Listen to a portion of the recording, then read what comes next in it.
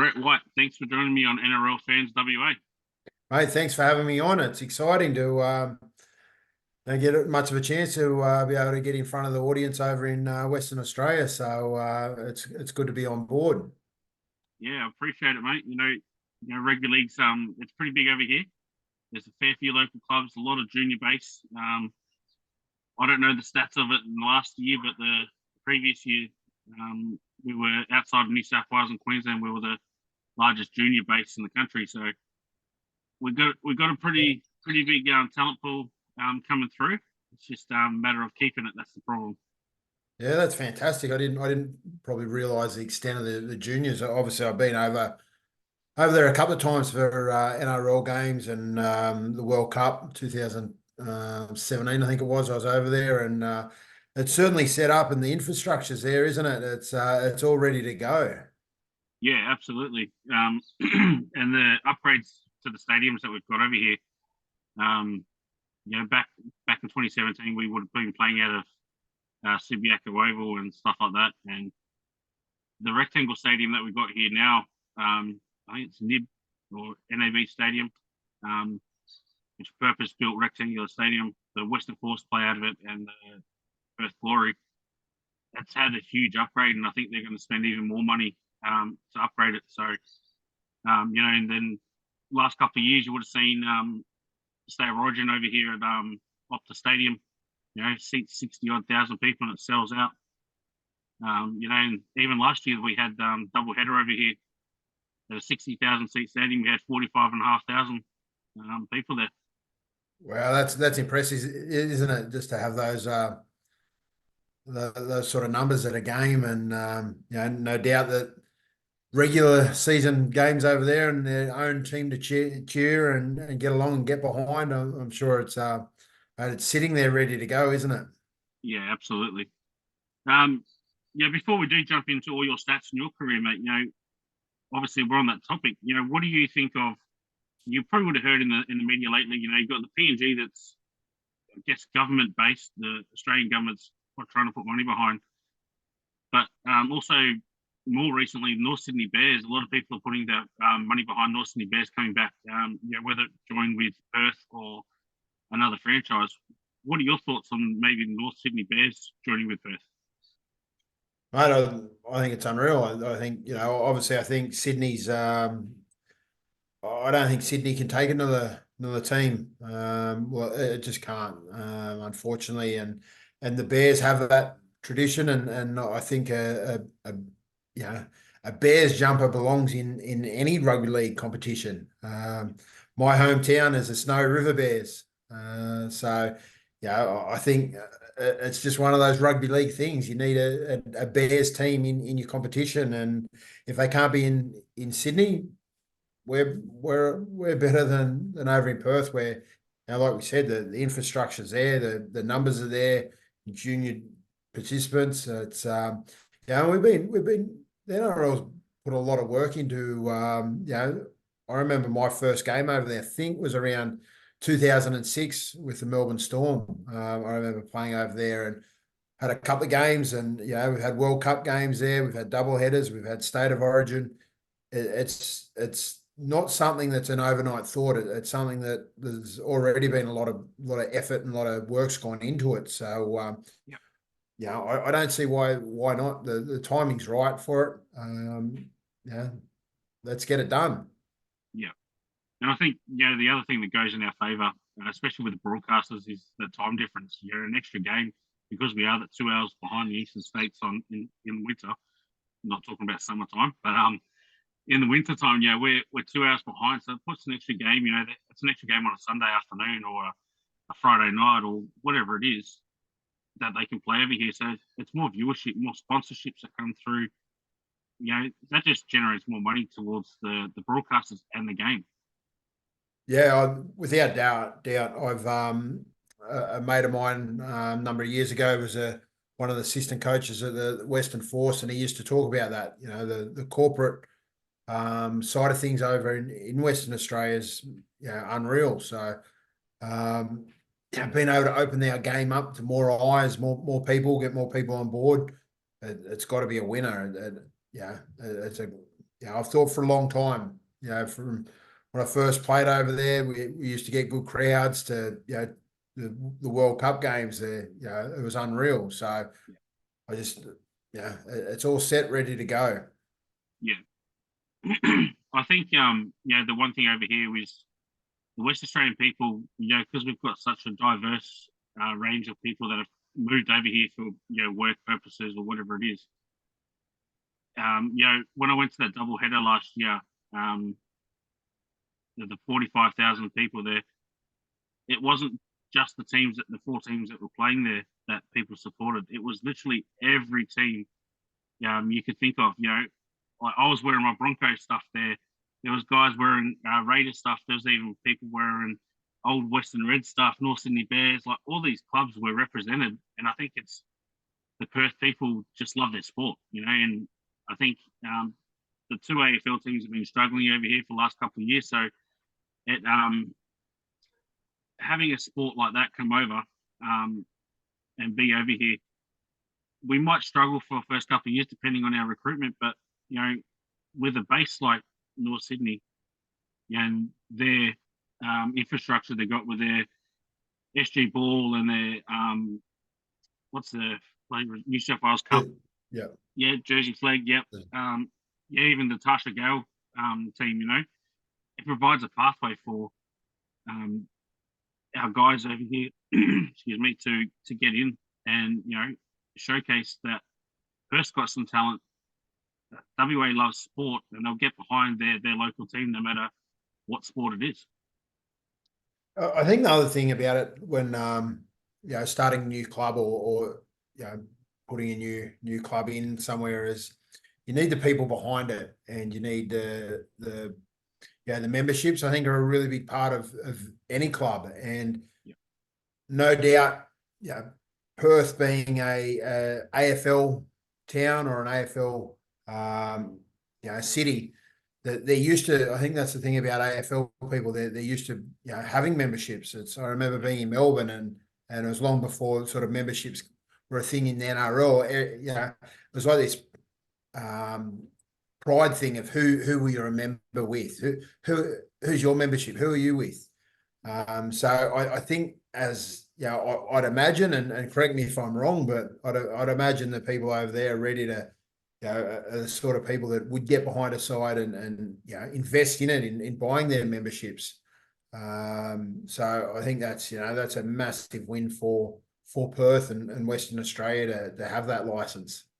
Yeah, absolutely. I mean, as you can see, I'm a Broncos supporter, and I'll be a Broncos supporter till the day I die. But if Perth got a team, I'd be buying a sponsorship, membership, for me. And I've got 10 kids that live in my house and my missus, so I'll be buying a membership for every one of them. It's to show the support, and it's not because I'm trying to support that team. I'm supporting the sport in WA and a different pathway for the kids of Western Australia. It's not just, I guess, pigeonholed into AFL in the winter. There's other sports, you know what I mean?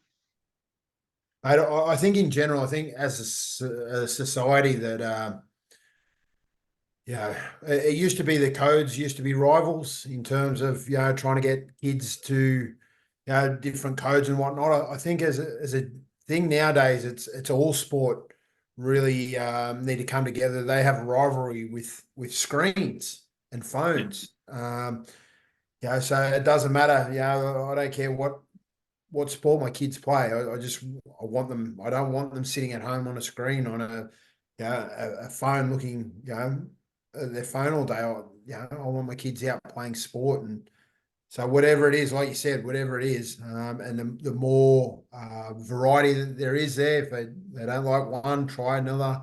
I think it doesn't matter what sport, but let's have the variety there available for them and get young kids active, especially young boys that need to wrestle and they need to get out there and be active. It's so important for their development. Yeah, absolutely. It's not just their physical development; it's their mind as well. Getting them out there, getting those endorphins going with the exercise, and like you said, behind a screen and stuff like that. It's unfortunately the way society's gone, but you know, us as parents have got to push them to go do sports and get out of it. And yeah, I think having that extra sport, like yourself, I don't really care what sport the kids play, as long as they're out doing something and they enjoy it. But it's going to take people like yourself, the people that are passionate about it and willing, like you said, willing to go and get the memberships and put skin in the game. We need we need people like that to like yourself to get it happening and be a part of it. Yeah, well, I appreciate that, mate, because I'm trying my damnedest to get people behind it. Like I said, it hasn't really taken off yet, but the more people that I talk to, and a few people around the clubs have joined on, and the local clubs, sorry, and they like the content that I put out there. So Rome wasn't built in a day. Yeah, well, that's it, mate. That's it. Absolutely. Um, we will jump off that first stuff. I'm sure we'll talk about more of it a bit later, especially with one of your ex-teammates, Robbie Kearns. But I want to get into your career, mate. You've played for the Storm. You played over 120 games for the Storm. You played for the Raiders, and I'm sure that you went over to England and played too, didn't you? No, I didn't get over there. I come close to it, but I went over there. World Club Challenge, Kangaroo Tour, and for the World Club Challenge, Cup, sorry, in 2013. So I got a taste of it over there, but coming to the end of my career, I had the opportunity, but I decided to go into coaching. I had opportunity to go into full-time coaching, so I took that up. Yeah, fair enough. You played 60 odd games for the Raiders, so it's 196 first grade games that you played, just short of that 200 mark. But you were one of those players that got that rare opportunity to play for a country in the country's city origin. You got to represent New South Wales, Australia, and also a bit of your heritage in Ireland as well. You've had a really, really awesome career when it comes to that sort of stuff. Is there something in your career or in your life that someone has shared with you that stood out and has stayed with you through your footy career and as you've gotten older into being a parent and a husband, I guess?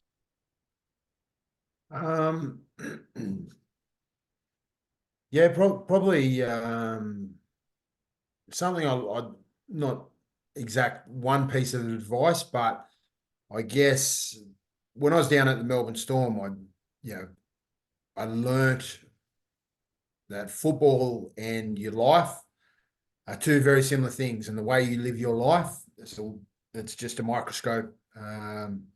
Football is a microscope in how you live your life. And what I mean by that is if you're the sort of person that's takes shortcuts off the field, doesn't want to work hard, it will come out in your habits on the field, and somewhere you will take a shortcut and it will hurt your teammates. So I think that was probably for me the biggest learning curve about rugby league is getting your off-field stuff sorted and the way you do things. So it really probably changed me as definitely as a person, and how I went about things away from football, that I had to get everything in order and right off the field, and I sort of always had the work ethic off the field, and that was probably what made me as an NRL player. But it was some of those other things that needed to get sorted and work out, and I think that was my biggest learning. So it wasn't one piece of advice; it was over time that developed and learnt that. Yeah, was it coaches or players that sort of, I guess, help instill that into you, or was it maybe your parents or someone else that sort of seen it from the outside and said, this is sort of how you need to be?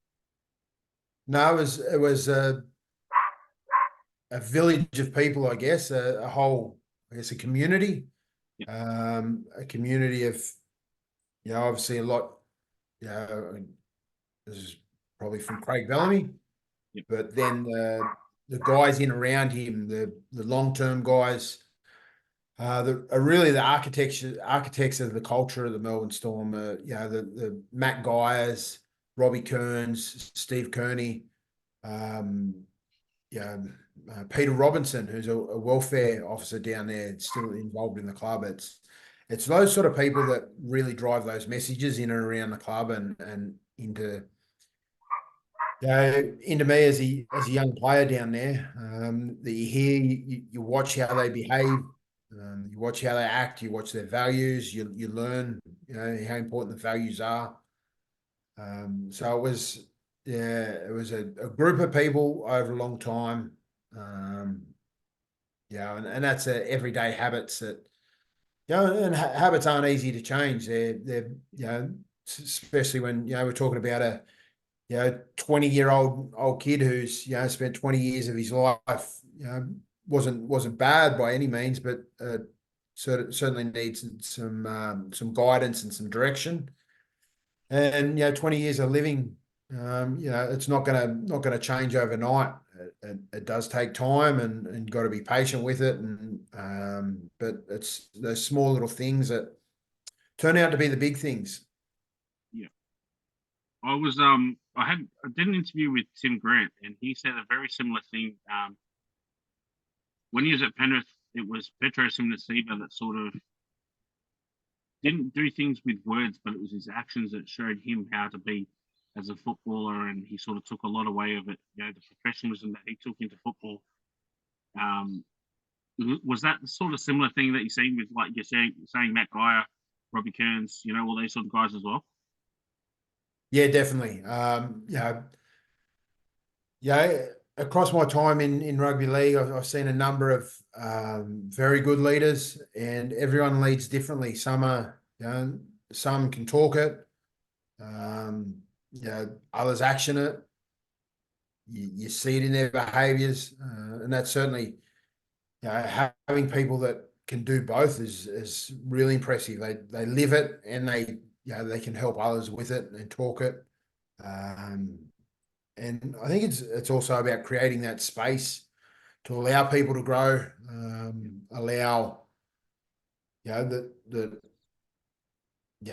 you're not going to be squeaky clean and perfect, that you are going to make mistakes, but there are people there to, help you and guide you. And as long as you want to as long as you want to improve and you want to be better, you'll keep heading in that direction.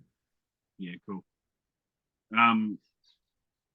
I was reading up on your career, mate. As I mentioned before, you one of those very few players in the recent times that got to play for the country, in the city country origin. Being a country boy yourself, obviously, how big of a accolade was that for you to be in that origin arena, and then later get picked for New South Wales?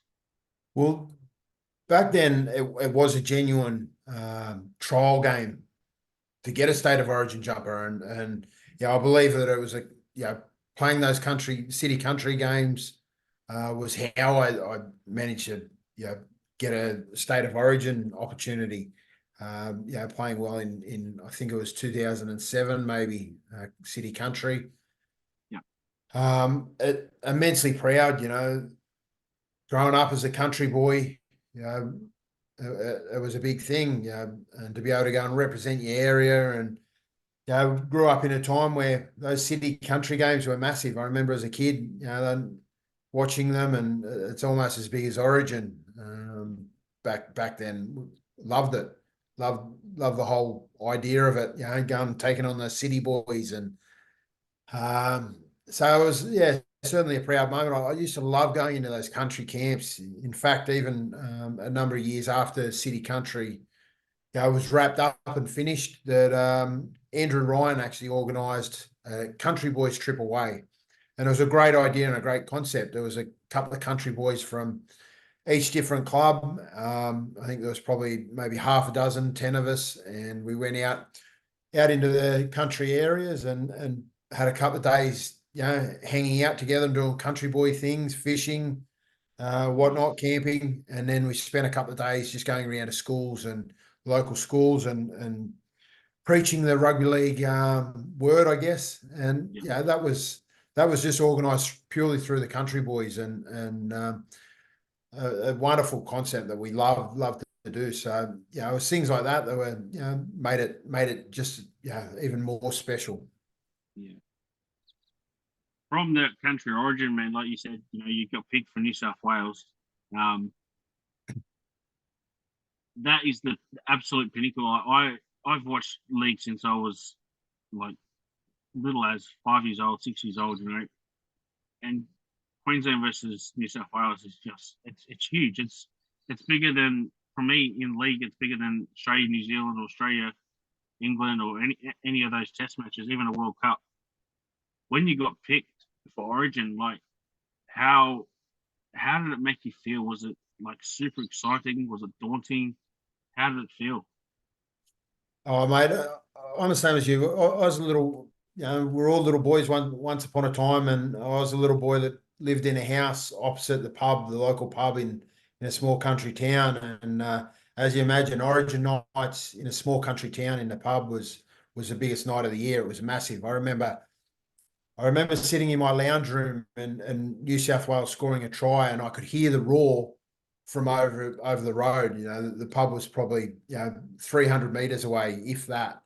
And hearing the whole pub, and I could see it from my house, and the streamers and balloons all out the front. So I was that little boy that watched a whole community get behind a rugby league team in the Blues in the state of origin, and how passionate everyone was and how much they loved it. So leading up to being named, it was such a big thing. It was I remember because you hear things in the media, predicted teams and who they think's in and who they think's out. And it was interesting when the team got named.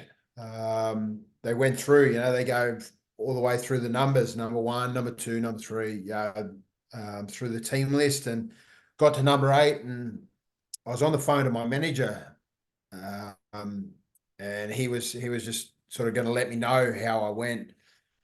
And they got to number 8, and he said, "You're in. They've named you."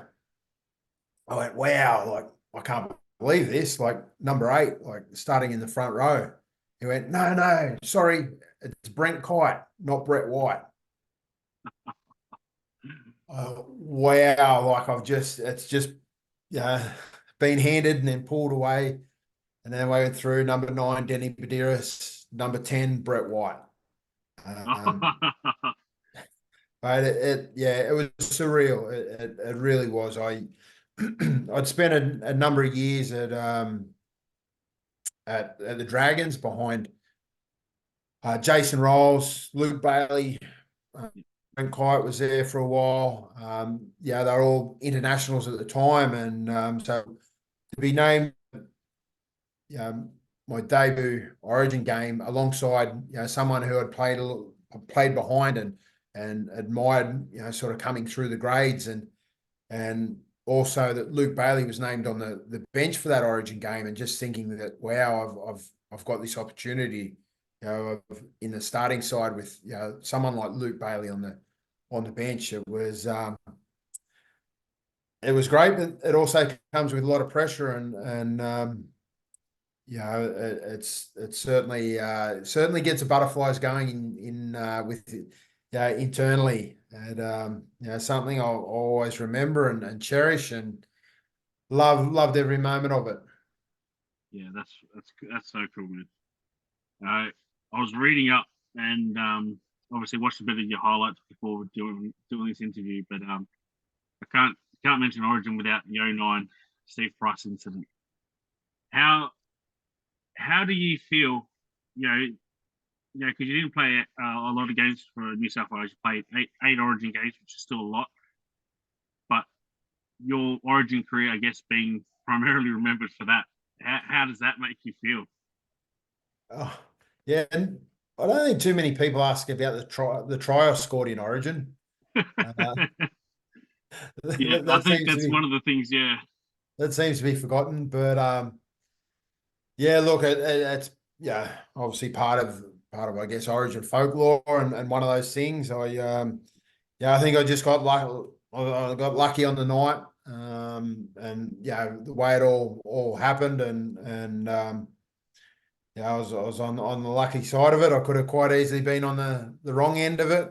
Yeah, but yeah, that whole the way it all happened and what happened afterwards with the yeah, so there was obviously the fight I was involved in, and then Queensland, turning around and trying to return serve with putting a big bomb up down the other end and charging down to try and get Kurt Gidley, who was playing fullback at the time. It was just surreal. It was a surreal moment to go through that, and yeah, and really that's what Origin's about. It's on a nice edge the whole time, the whole game.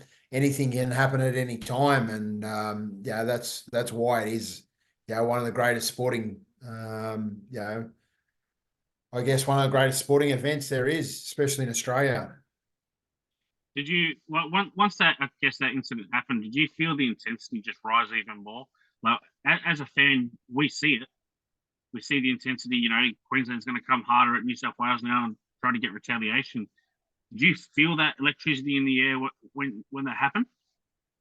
Mate, when Darren Lockyer said there that they got the penalty, and Darren Lockyer said, "Look, take one in, we're putting a bomb up," or it might have been put a bomb up straight away. I can't remember. I just remember we knew what they were going to do. Like they pretty much said, "This is what we're doing. We're putting the bomb down. We're coming at going after him." And I'm thinking, like you can't do that. Like this is going to end up in like.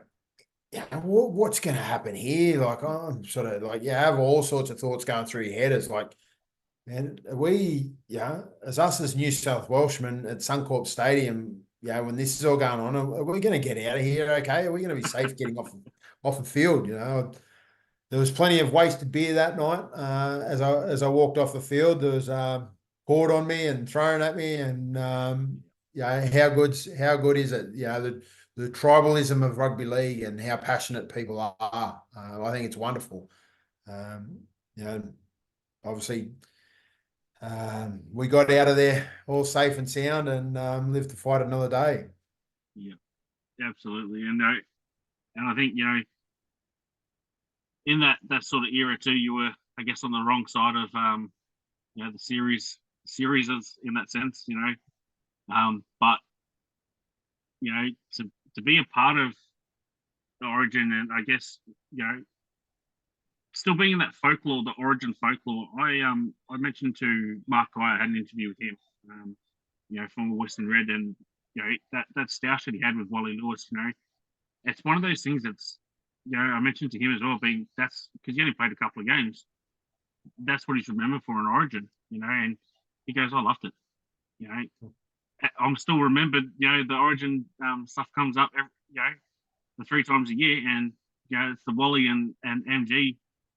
Is usually the front sort of picture that they do when they're going back through history of it. It's I guess he loved it. So and yourself being part of that, I guess, folklore, because we don't see the punch ups anymore, which is kind of a good thing, but it does bring that, like you said, that tribalism out into between the two states and hostile territory, and it's awesome to watch. And I'm a Queensland supporter. Don't hold that against me, but sorry about that. Well, it's actually a funny story because I was born in New South Wales, so. Oh, you're not one of those. Oh no. Yeah, I did live a lot of my life in Queensland and before I moved to Perth. So, but since we are talking about the punch ups, I do have to go back to one more. 2008, you're playing for the Melbourne Storm, and one of your mates, Kevin Cronk, puts up a kick, and Ben Ross comes across with an elbow, and you just fly in and KO him when he's playing for the Sharks, mate. What was that? Just you standing up for your mate in that situation? Like what was going on? Yeah, I think it's one of the main roles for a front rower, and someone that played the game I played. I based it on, I guess, enforcement, and certainly if someone else is going to attack one of my teammates like that, and it was an attack. It was a stray elbow, a cocked elbow at his head. Going back to talking about values and who living by that, you got to live by those values, and that's for me it was always protect your teammates, protect your mates. I think that's even now, as a one of my values, obviously protect my family, protect my mates, and that was just that was pure instinct, just kicked in. It was no time to think about it. I seen it happen, and it was. I think even if I was playing the game today, I think I'd handle it still the same way. It's just, even though you're not allowed or you can't, you probably couldn't back then, but I was never going to stand for that and watch that happen. I acted straight away and done what was needed to be done. Yeah, no, absolutely, mate. Like I was watching a bit of it today. Like I said before, we jumped on, and I was just like, I don't blame you for 1 second. I would have done the exact same thing. And I've played AFL over here, and I was known as the thug because that's what I did.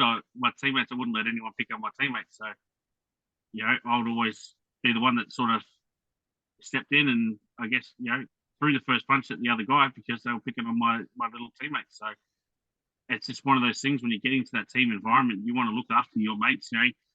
Yes and no, you might not get along with every single person in your team, but once you put on those colours, you're all mates. Yeah, I think the other thing about it, from a personal point of view, like I was lucky enough to play with some pretty good players, and to be honest, I wasn't a talented player at all. I based it on hard work, and I was probably lucky to be, do what I'd done in the game, and but I always sort of prided myself on being that player that players wanted to play with. Players felt safe alongside me, and they knew that I had their back, and I pretty much based all my football off that, and that's just again going back to the values and knowing that I was never going to stand for anything like that. Yeah, absolutely, buddy. Like I said before, mate, you got to represent Ireland, obviously part of your heritage, mate. How did that all come about? Yeah, so my grandfather come over from Ireland in the mid 50s, 1950s. He actually came to Australia to work on the Snowy scheme. Hence why he settled in the snowy mountains of Australia, and that's where I grew up. And growing up, he was a big influence on my football, my career. He was actually a heavyweight boxer for Ireland before he came out. Very, very talented sportsman in his own right, and like I said, a massive influence on my life. So for that opportunity to go and represent Ireland in the World Cup, I missed out in, I think, 2008 World Cup. I had to get some surgery done, I think, at the end of the year, so I was ruled out of that.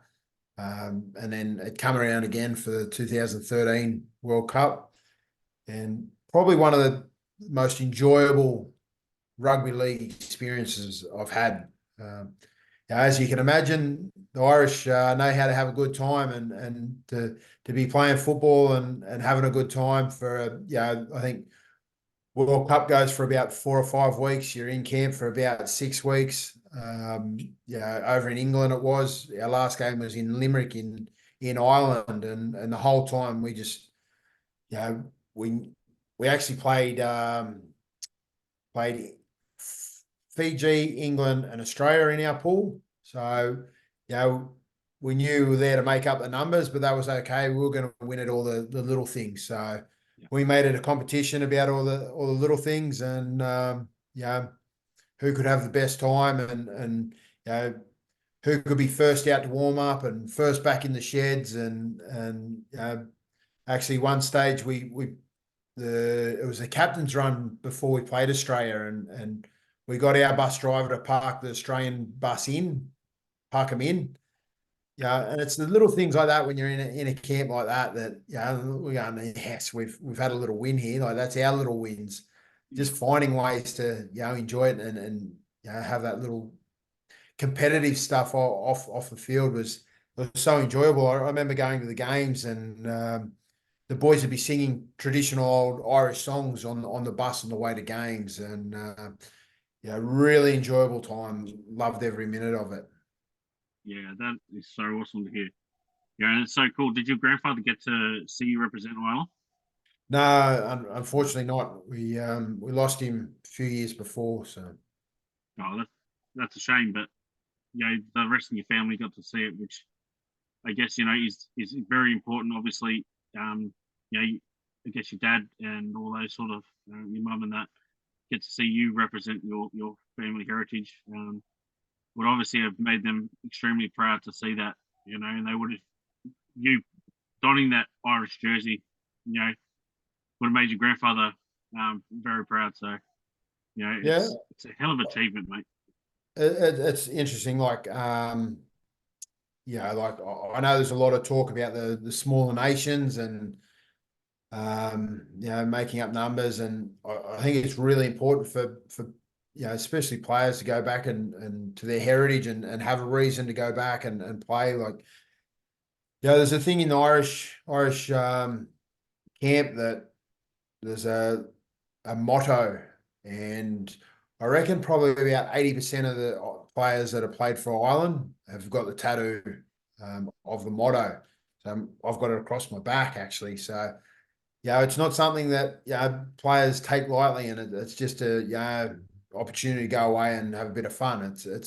We've got we're as players invested in it. It does mean a lot, and it is very important to us. So I know those sort of games sometimes. People go, "Oh, you're doing it for the triple A or whatever else," but it's not. It's bigger than that, and it means more than just that. It's more than just a game for us. It's something that's really important. Yeah, absolutely. And you're seeing more of it, I guess, with the Pacifica nations at the moment. With the guys, instead of representing Australia or New Zealand, they've gone back to represent Tonga, Samoa, all Cook Islands, Fiji, and that's what the game needs. Is these countries, the big names in the NRL, the Super League, to go and represent the smaller nations, because those smaller nations aren't in the top flight competition, so they need all the help they can get. Guys like with your experience going across the island, you might be, I don't know how many NRL players or Super League players they had in the team, but they probably would have looked up to you and gone, wow, he plays NRL, he's played for Australia, he's played for New South Wales, and in a sense you're that big name, and they follow your leadership in that sense. Yeah, I think it's also giving back to the game. Like you said, we need, for our game to grow, we need to grow it at an international level. We need the Tongas, Samoas, these teams to keep growing, and I just watched the Netflix series on I think it's, what is it, the Union one, the Six Nations that they have, Oh yeah. and how big that is. It'd be great for the southern hemispheres to grow, but also the northern hemispheres. I'd love to see. I'd love nothing more than a Celtic team in there in the Super League, made up of the Ireland, Wales, Scotland. It'd be enormous for the game as a whole, and the growth of the game, especially over in the northern hemisphere. Yeah, absolutely. That'd be such a cool thing to see. I mean, I don't know how they'd go about it, but it would be really cool to see.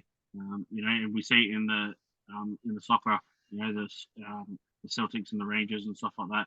And I'm sure they could come up with a rivalry over there with the rugby league. So and that'd be really cool to see one day.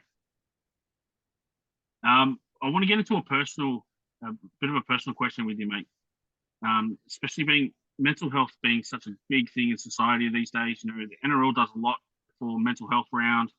You know, the wellness advocates through every club plus the NRL have it as well. Have you gone through something like that? You know, and if so, how did you get through it? What a great question. Yeah, I think,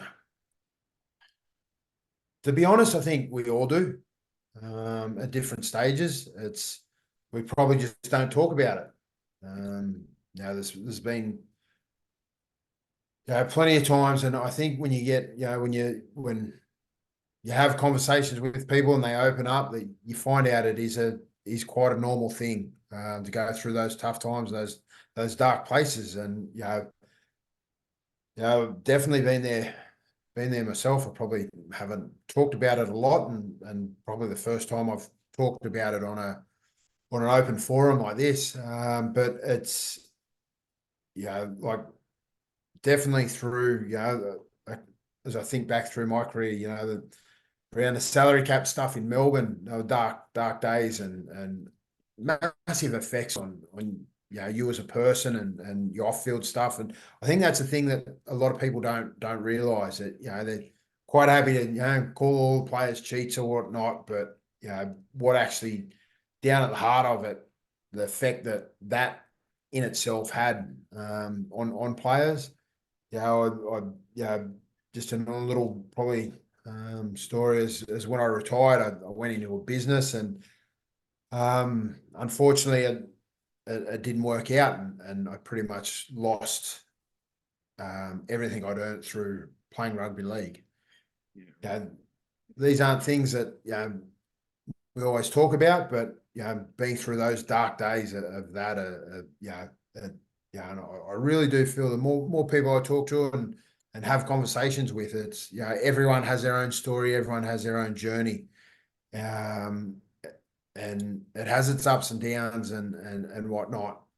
It's it's important to understand that life is full of ups and downs, and when we're going through those tough times, is how we handle it and who we talk to, and having those conversations about it.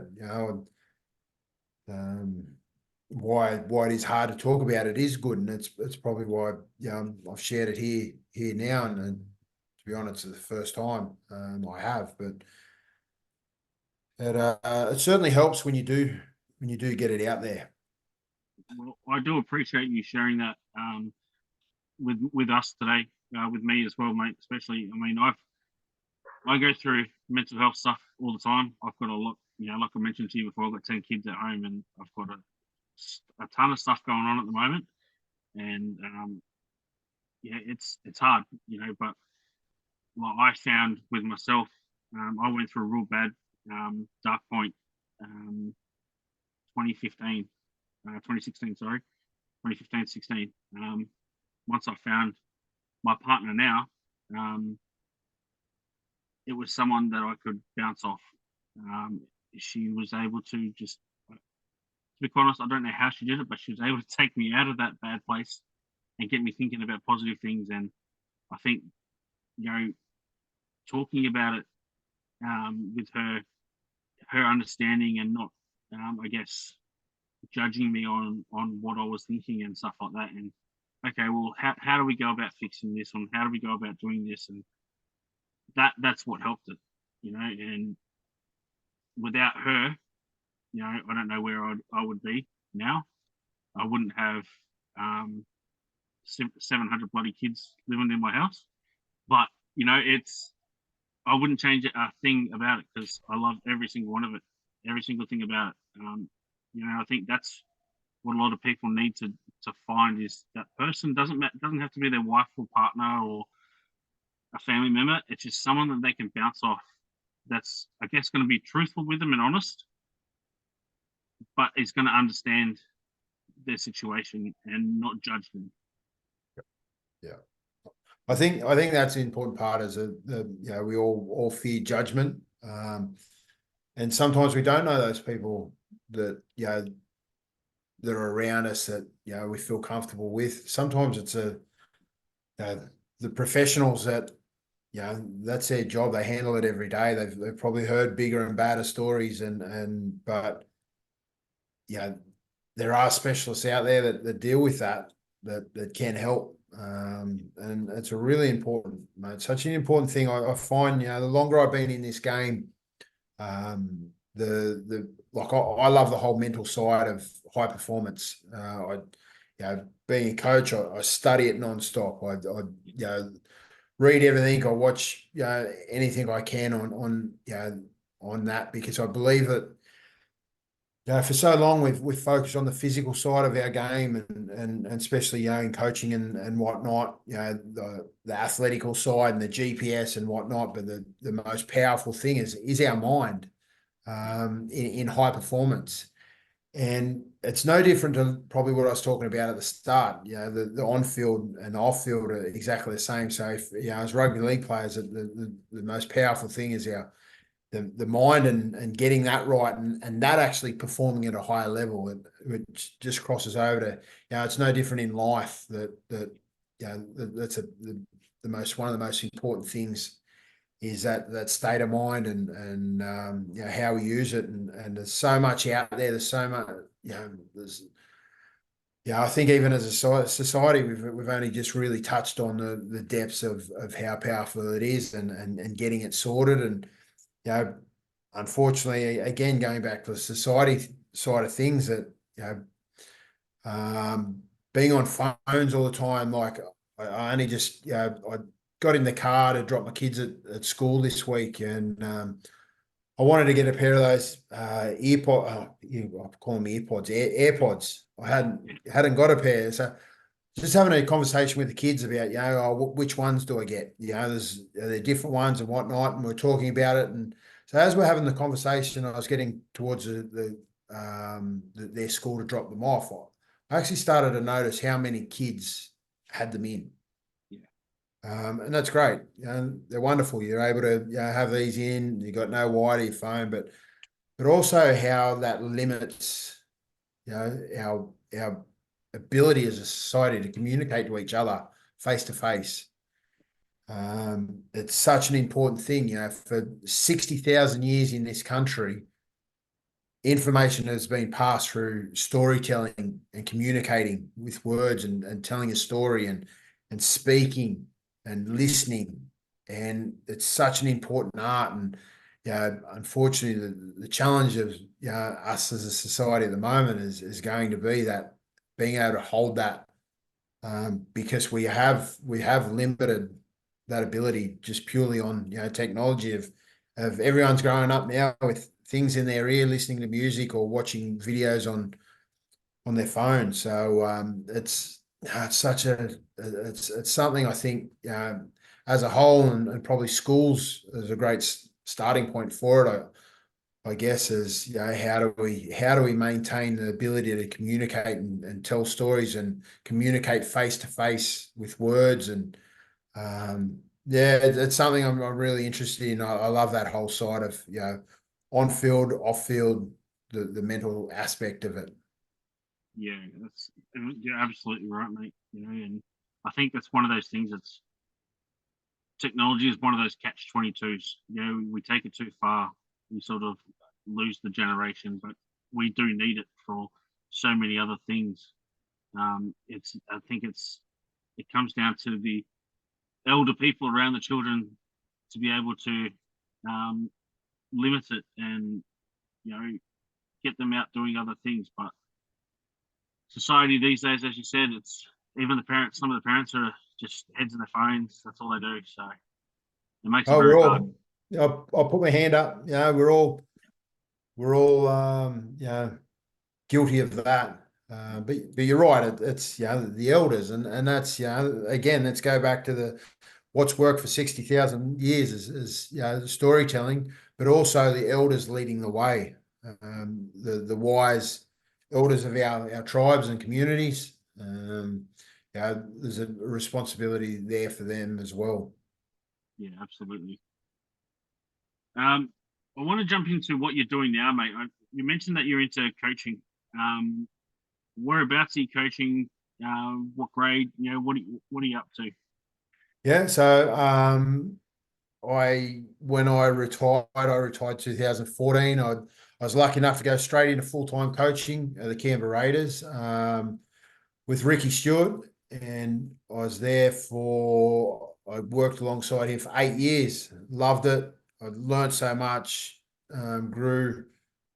And then 18 months ago, I come up to the Gold Coast, and I'm now an assistant coach for the Gold Coast Titans. We've just had our new coach, Des Hasler, come in, and Yep. so living life in what do they call it? Disneyland. Yeah. And again, so different to the coaches obviously different to the coaches I've played under and worked under. So I'm assistant coach there. I've also went on board with the Australian Kangaroos under Mal Meninga at the end of last year as an assistant coach there, which was just such a massive learning curve for me, and that ability to work in at that level. And just recently got appointed as assistant coach of the New South Wales Blues side. So Oh, nice. Congratulations. with Michael Maguire's new group of coaches and staff that are coming in this year. So, but I've got my hands full. This year is an NRL level, Origin level, and international level with Australia. So it's a massive year. I only sat down and went through the calendar a couple of days ago, and my war planner, and there was 65 nights away this year. Oh, That doesn't include the finals and doesn't include the end of year international games. So I'd imagine by the end of the year, I'm about 100 nights away, living in a hotel yep. throughout the year. So, mate, I've certainly got some challenges on my hands at home. I've got 3 boys at home that, Yep. so it's a big year ahead. So yeah, flat out full ball into that. Also do a little bit I've got my own consultancy business, which I been doing a little bit of leadership workshops with as well. So like I said, I love the whole mental high performance leadership side of things. So starting to do a little bit of work in and around that space as well. Something it's purely that I'm passionate about and love. So there's plenty of plates spinning at the moment for myself, and I'm in the working prime of my life and flat out. So it's That's awesome. it is a busy lifestyle, but I wouldn't want it any other way. Well, firstly, congratulations on the appointment with under Michael Maguire for the New South Wales team, mate. That's huge. Well done. Thank you. Yeah, it's awesome. I'm so excited about it. I'd love to wish you success, but as a Queensland supporter, I can't do that one. As a New South Welshman, surely you can. That's the hard part about it, yeah. A little bit, just a little bit, mate. Yeah. But no, that's huge, mate. And yeah, like I said, congratulations. You've obviously proved yourself. With being under Ricky, um, with Mal as well. That Michael wants you to come on board and fresh perspective from the coaching staff is, I think, is one of the big things that they need at the New South Wales camp. But not saying the Freddie and that did a bad job. I just think a fresh perspective is what they need. Yeah, man, you're 100% right. It's such a tough arena. We as coaches we only get I think it's 4 training sessions before each game. You're only in camp for about 8 days. It's not a lot of time. So it is tough. It's a high pressure environment, but that's where we all thrive and enjoy the most. No, that's awesome, buddy. Before I let you go, mate, have you got a message for the people of Perth? That want to support yourself, I guess, support New South Wales Titans. Have you got a message for the people over here that have, wanting your team as well? Yeah, no doubt over there, they'll get their own team, and when they do, get behind it.